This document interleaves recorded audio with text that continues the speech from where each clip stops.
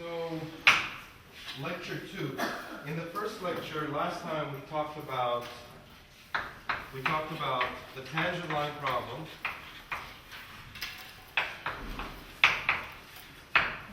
And then that led to talking about limits. And we calculated some limits. We did some limits graphically. We did some limits numerically. And then we talked about how to calculate limits analytically. And that used algebraic techniques. Pretty much everything we did last time works, except we have to be a little more careful. And so we have some limit laws that we want to use. And once you understand them, and once you use them a couple of times, you can put them aside in your day-to-day calculations. But if something goes wrong, you should probably go back and check your limit laws that I'm going to write down. So let's start with a really redundant statement. As x gets closer to c, x gets closer to c.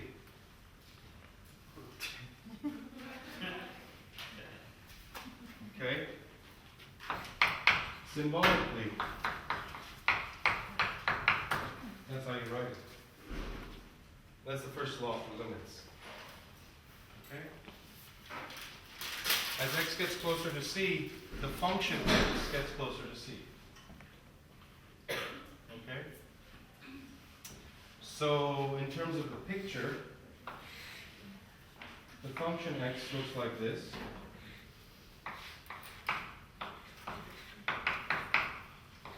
And if c is somewhere here, then,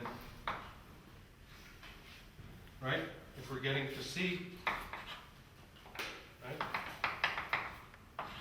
then if we're on the graph, we're getting to, the y value is getting close to c. Okay? If something is really simple in mathematics, it's probably a good idea to get a different perspective. So, if this sentence seems stupidly simple, then maybe you should look at it another way, and then still another way, and then it comes in handy. Okay, so let's write down some limit laws that are less trivial. Number 1. The limit as x approaches c of k is equal to k. K is some constant, fixed. So if your function is a constant, then what does the graph look like? Line. It's a horizontal line, right? Yes. Great. So this is the line y equals k. So wherever c is, as x gets closer to c, well, here we are on the curve.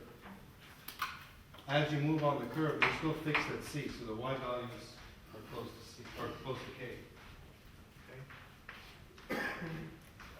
And these rules have names. I'll just say the names. This is called limit of a constant is a constant. Okay, constant rule. Number 2. Limit as x approaches c of k times a function.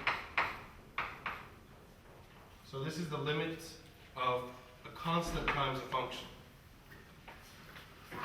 This rule tells us that you can pull that constant out, and it's equal to k times the limit of the function as x approaches c. This is called the constant multiple rule. And I'll leave you to draw a picture for this. How is f of x related to a constant times f of x? Do you guys remember what happens when you multiply a function by a constant graphically? What happens? Stretches, compresses. It stretches vertically or compresses vertically. Okay, this is telling me that if I want the limit of some function that's stretched vertically, right, then I can first find the limit of the function before it stretches and then just stretch it on the y-axis. Okay, so again, take these and then take pictures of it to make sense of it. Number 3.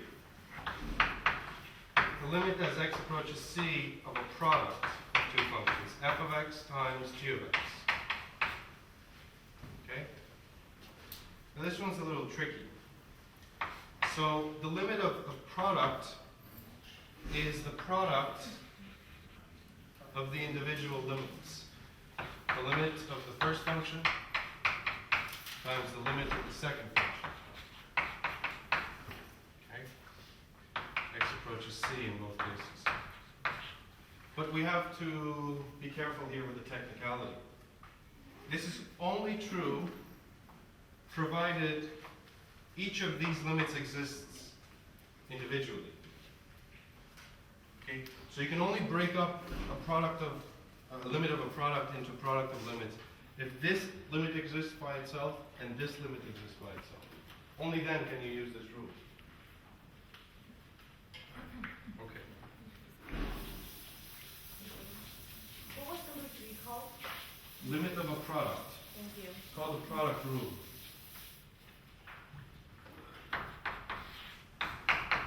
The limit of a quotient.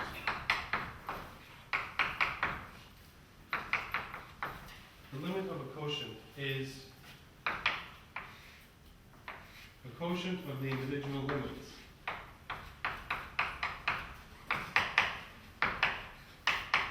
So I'm not going to write x approaches c, that's understood. Okay? Here we have some conditions as well. Of course, this only makes sense if the limit by itself of f of x exists, and this limit exists. But there's one more thing to worry about. So the limits have to exist individually and, okay, provided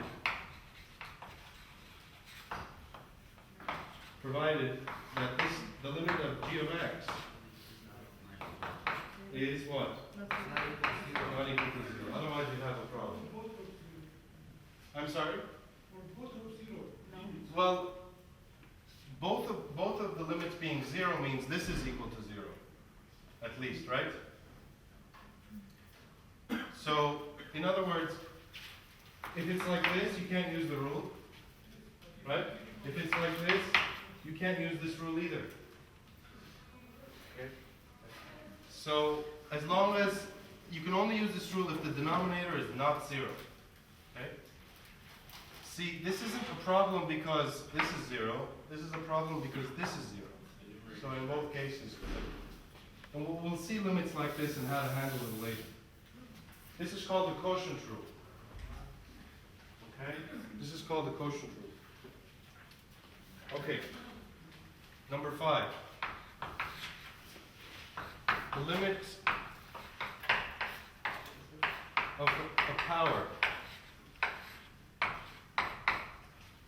So the limit of f of x to the n, okay? You could do the limit of the function, and then whatever answer you get to the power n.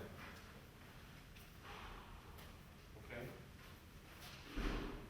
This rule is actually a special case of a theorem we're going to learn next week. Okay, this is called the power rule. And well, let me say something about this. Here we assume n is a rational number. Okay? This rule is true if n is a rational number, which means it's an integer or a fraction or a decimal that terminates or repeats. Right? And this is as far as we can prove. If we were to prove this, we could only prove it for n is rational.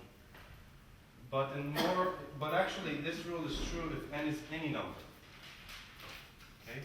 N does not have to be rational, but for us, okay, we can only guarantee with the tools we have in this course that this is true for rational numbers.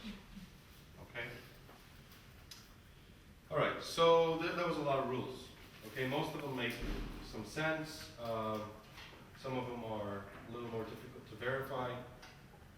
But now we're going to do an example that uses almost every single rule. And we only have to go through this once. because as we do more and more problems, we will kind of skip and bend the rules a little bit. But I want to show you how to use every single one of these rules to find the limits.